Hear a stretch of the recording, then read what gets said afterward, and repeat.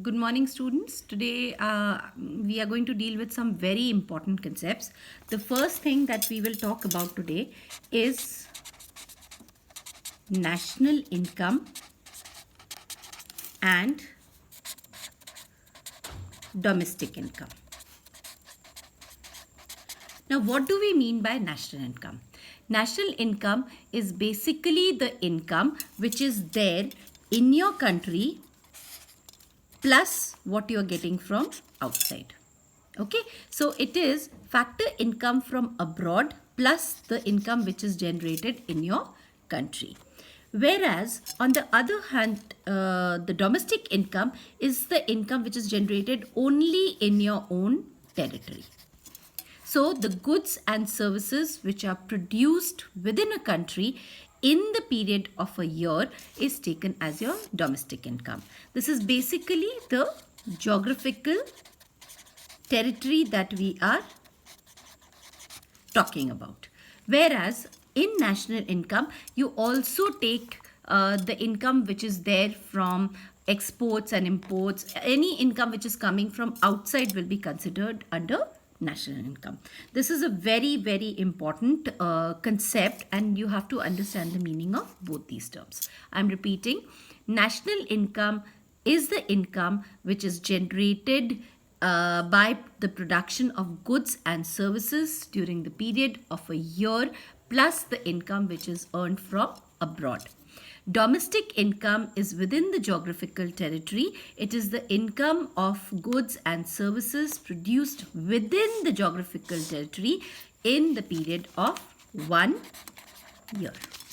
Now, the second concept that we have is the GDP deflator.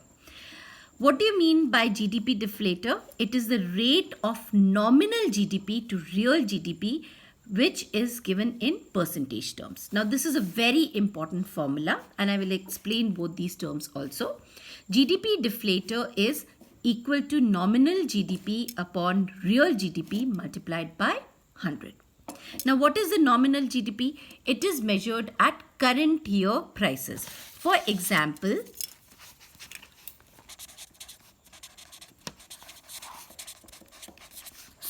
like we say we take 2 years, like 1991, and we take 2020. Now, the prices which are there in the year 2020, suppose rice costs rupees 50 per kg.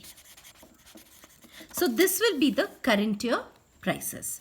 And if we are taking the real GDP, we are taking base year price. Now base year will be over here, like 1991 is the base year. So if the same rice costs rupees 10 per kg, then it is taken as your real GDP.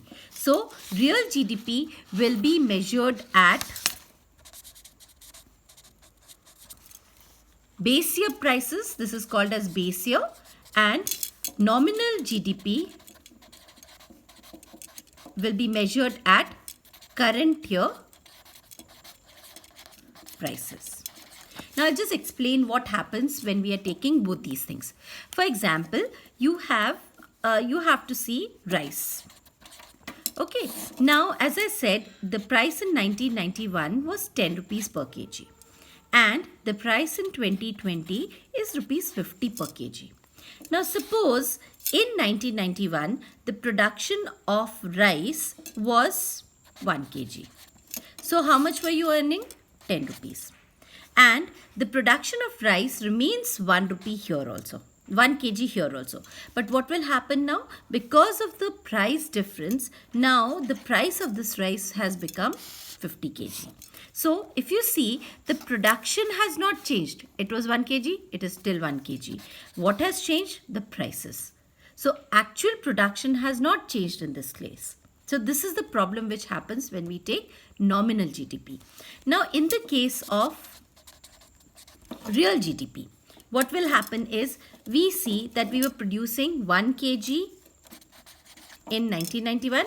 We are still producing 1 kg. But in this case, we are taking base year prices. So here also the monetary value remains 10, and here also the monetary value remains 10. That means there has been no effective change in the production of goods and services within the period of 1 year. So this is how you compare the real GDP with the nominal GDP.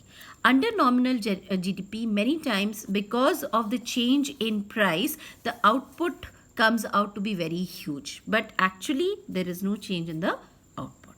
Okay, so when we calculate GDP deflator, we will take nominal GDP upon real GDP multiplied by 100. Okay, now I'll just show you one or two questions on this. The first one is, calculate the value of price index when nominal price is 120 and real price is 135. So the formula will be price index is equal to nominal price upon real price multiplied by 100.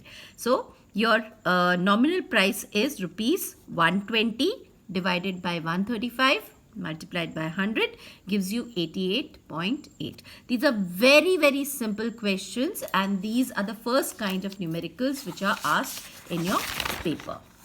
Okay, now another question on this will be,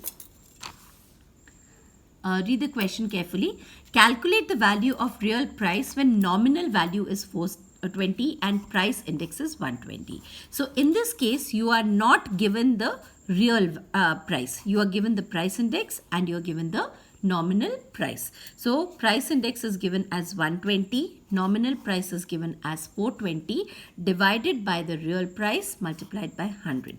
So you get the real price is equal to, you will take this down, 420 divided by 120 multiplied by 100. So this gives you 350. Okay. One second. Okay. So I hope, just